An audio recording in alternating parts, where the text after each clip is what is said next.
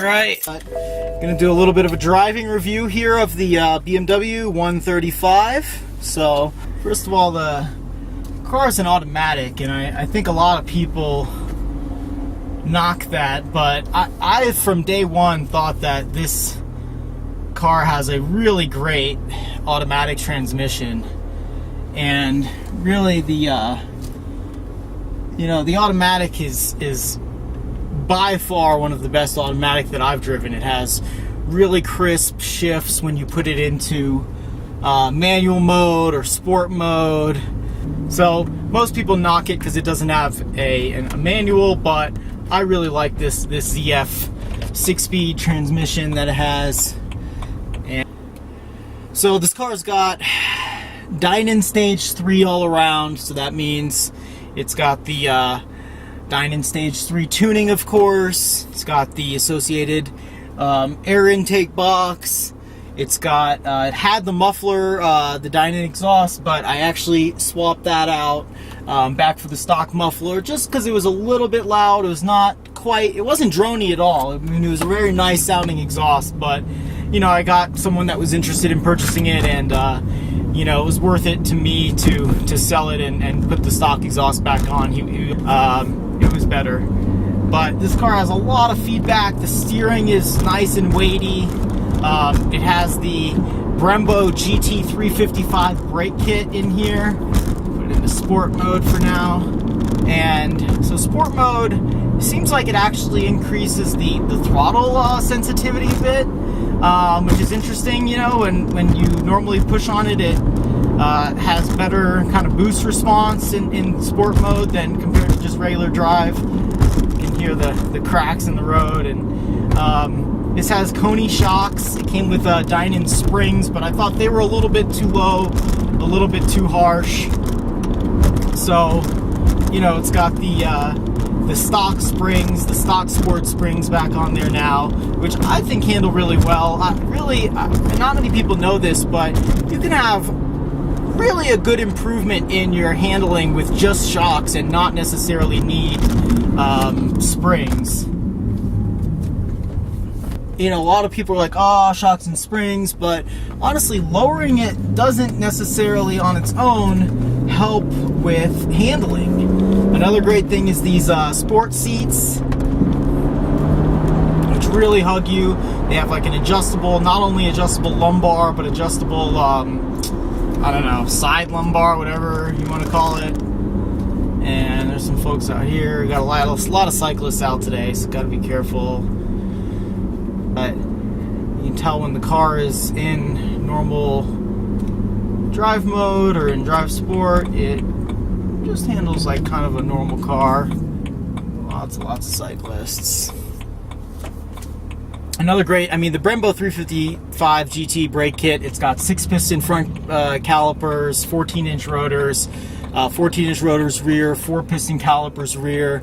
This is just a massive brake kit. It's basically, it's I think even better than the stock M3 brakes. It's better than the stock M2 and M4 that are out right now. And the other thing is this car has a lot of pull. You get into that mid-range power and there's just lots of power to put you back into your seat. I hardly ever, it's impossible really even to get fully on the throttle and still stay with, you gotta really be careful with the throttle, especially in the corners. I think compared to my Porsche 911, the turn-in is not as crisp. The Porsche has all the weight out in the rear, and it really wants to turn in very, very much better than the BMW, like much more eager to turn in, is what I mean. And whereas this one, you're fighting it a little bit. You have that weight up front in front of you with the engine and everything, but it's still a very well balanced car. Once you get into the corner, once you get planted, it does hold the road very well. It does handle very well. And I don't know if I'd say it's got as much grip as my Porsche, just because in the 911 I've got 295 width rear tires, and with that kind of width in the rear, you're just gonna have, a lot more grip available to you. And these I'm running a square setup, so I've only got a 225 all around, front and rear, which also, you know, makes the car handle pretty good. It's but it's not gonna have that full level of grip as the Porsche does. So these are also Riken Raptor ZR tires, but I mean, just when you get into these open sections, just, oh my gosh, the acceleration it's just relentless. It is relentless. And then you of course have the brakes to balance it out a bit, because the brakes are also relentless. I mean, this is by far the fastest car in a straight line, both accelerating and decelerating that I've ever owned. But I really love it for that. But I mean, it's just got so much acceleration, and that it's all mid-range. It just feels like a mountain of torque comes on. So when you hit that 3,000, 3,500 RPM, I mean, you're right in that power band, and you've got a lot of power behind you, and it just, oh my gosh, like, you're just flying. And I really love this car for that, and I've always loved the 335. I mean, I knew right when it was first announced. I remember back in 07, 08 when the 335 came out first, even before the 135. Or actually, this must have been late 06, I guess, because they come out as an 07 model. Is that the oldest ones? Yeah.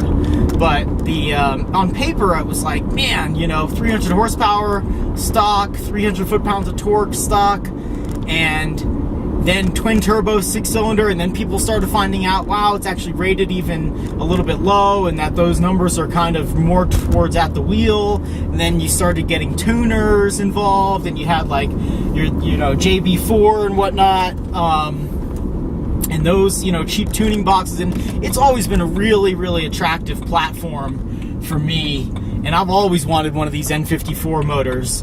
So this is an 08, you know, it's got the N54, which is I think the true twin turbo, as opposed to the N55, which was the sequential single turbo. And yeah, I mean, this motor's always just been a monster. I know people can get 500-600 horsepower out of these, or even more. I think one has been up to 800, 900, 1,000 on the stock block, which is really impressive. And, you know, every time I drive this motor, it almost feels like nitrous, you know, like when you really get into that boost, I mean, you've got just a lot of power. And then, of course, a lot of braking power. And a little traffic here, but this car is just, it's nimble, it's quick, it's fun, it's a fabulous daily driver because it's comfortable, it's got the automatic still, you know, it's still a BMW, has air conditioning, which is on right now. It's getting a little bit warmer out here, beautiful day out. I think this is a fabulous platform. The 1 Series came out, it was in response to, I believe, some of the desires of the fan community and the fan base to have something smaller. They felt that the 3 Series had gotten too big, too bloated with the E90 when it came out. And so the E82 is like almost a scaled down E90 to be more close to the proportions of the E46. So we've almost got a, you know, E46 size car, but with E90 underpinnings, and that's what the E82 is. So that's what we've got here in the BMW 135. And just to be paired with the N54 motor, and then on top of that, the Dinan tune is rated at about 400 horsepower, 440 foot-pounds of torque. I think maybe to the wheels, so we're really looking at, you know, over 400 horsepower in this small package, 3,200 pounds. It's a really great power-to-weight ratio. This Stage 3, this car in particular, has the limited slip differential, and so it's almost really like a 1M clone. You know, they didn't really make a true M1, because I think if BMW went totally balls to the walls on it, it would have been faster than the M3. You know, that was kind of like Porsche and their dilemma with, okay, well, we have the Cayman now, which is potentially a better platform, you know, wise, weight distribution wise than the 911, yet they couldn't really make it better than the 911. And they had that same issue when it was with the the 944. So Porsche had the 944 turbo, and yes, it might have actually been a little faster than the 911 at that time, but they couldn't advertise it like that. They couldn't really push it, you know, to that 911 or 944 turbo S and make it faster than the 911, because, well, then why have the 911? So I think BMW was in a similar predicament here. They had, you know, a great platform, but they couldn't really push it to its limit. And so I think the 1M is a really fabulous car, and it has those, you know, the wide body and the extra wide wheels and fenders and better brakes and limited slip. And, you know, that's, I think Doug DeMuro was spot on in saying that that's his favorite either BMW of all time or modern BMW, I forget which, but I totally wholeheartedly agree with him. And I mean, this is a fabulous car. This is more or less, you know, a 1M clone, as close as you're going to get to a 1M without being a 1M. And one other thing is that it's severely limited by the amount of tire that you can put under the car with the regular 1 Series, because, you know, these only came with, I think, a 255 or a 265 series rear tire. And right now, I said I'm only running a 225, so it's a square setup, so I could, you know, so I didn't have to buy a staggered tire, and that way I can rotate them if I want. But also the tires that I got were very cheap, inexpensive. They're good quality, but so I don't want to say that they're cheap. But you know, even with these 265s on there, if you start to lower the car, you really start to wring it out, that becomes your limiting factor. And so while the Porsche, you know, my 1999, more than 10 years older than this car, could fit a much larger tire in the back, and this car really can't. So, you know, you're kind of limited at that stock tire size. So that hurts the car a bit as far as, you know, absolute handling. BMW's also had some issues with cooling over the years, and, you know, I think this car is just, you know, has had some cooling things fixed, I think. Not totally sure, but I know that does become an issue for some of these. And you know, when I take it out on the track, I haven't taken this car out on the track, but when I take the Porsche out on the track, you know, it performs really well. Whereas with this car, I think with the automatic transmission, you know, with the extra boost and everything, the high pressure fuel pumps were an issue on these. You know, I don't know if the injectors were or not, but I know that there's some common issues that would make me a bit more hesitant to take this out on the track.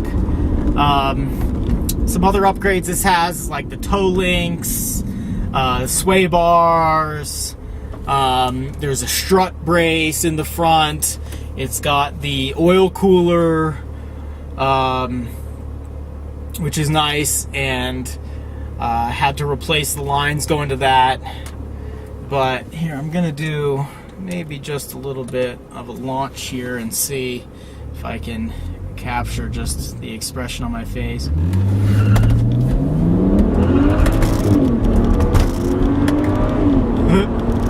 It's just, that's I gotta stop. Alright. Started breaking the tires loose a bit there. I don't know if you could hear any of the tire squealing or anything like that, but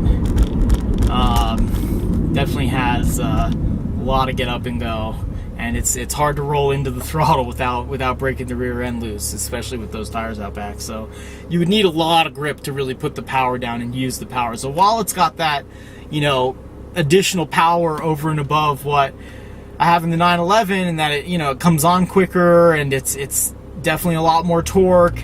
On the other hand, you can't really use it all, except, you know, if you're very gentle with it and in a straight line. And so I don't know, on a track, you know, I feel like the Porsche would give this car a run for its money, in just the fact that, you know, you're able to kind of hold more speed through the corners. But this car definitely has the upgrades as far as the brakes go, and it would definitely have the advantage in terms of like straight line acceleration. So, you know, I'd probably give a slight nod to the BMW on a track compared to my 996, but you know, it's tough. You'd have to be driving it more gently, and Whereas the Porsche, you can kind of go more, balls out, more full throttle, more time. And this car, you'd have to be more ginger in that application of the throttle there. But overall, I really love it. It can be comfortable. Can actually get decent gas mileage when you want. It's a great daily driver. It has a lot of power when you want to just get on it and, have a blast. And then lots of brakes, lots of braking power, lots of stopping power there. And I really think the upgrades add a lot to this car. I've driven the stock 3 Series, but not necessarily the stock 135, and but definitely in this upgraded form, this car is quite a blast. It's quite a riot, and I really like it, and I think it really drives well. The steering has got a lot of feedback. It's nice and weighty. I think it is hydraulic. It's not electric in this year. And so it's got a really nice heavy feel to the steering. The steering wheel itself is great. It's got the M Sport steering wheel. It's got the paddle shifters, as well as you can move it over to the sport mode, the manual mode, and shift down here. Paddle shifters are interesting. You kind of click them forward with your thumb to go to downshift there, and then you got to pull on them to upshift, which is cool. It's intuitive. It's not what you normally would expect or think of when you do that, but I guess it's correct as far as like F1 paddles go and others. But overall, it's a great drive. It's fun. It's easy to handle. The traction control is also well tuned, where it lets you get a little loose. But oh my gosh, just clicking through those, and then boom, hard on the brakes. Oh gosh, this would be a riot on the track. I think I would break something, to be honest. I don't think the car would be able to handle a lot of track time. It's a lot of fun for a street car. It's a really great street car. I just don't know. And the limited slip, you don't really feel it because the traction control kicks in first, and then if you have so I don't know how great of an upgrade that is. I'm really hesitant to take off the traction control because, again, you've got so much power that you're just easily going to overpower those rear tires and get into the low traction scenarios. And I think in that case, I wouldn't want to rely on the limited slip alone.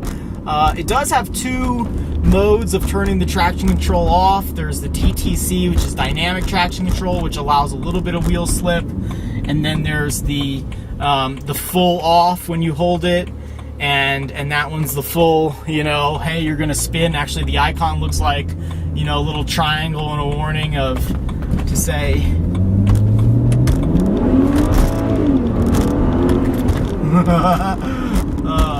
it's just, don't want to do this in my neighborhood. And there you have it. It's my driving impressions of the BMW 135. And thank you for watching. Make sure you like and subscribe if you like this video. And there will be more coming in the future.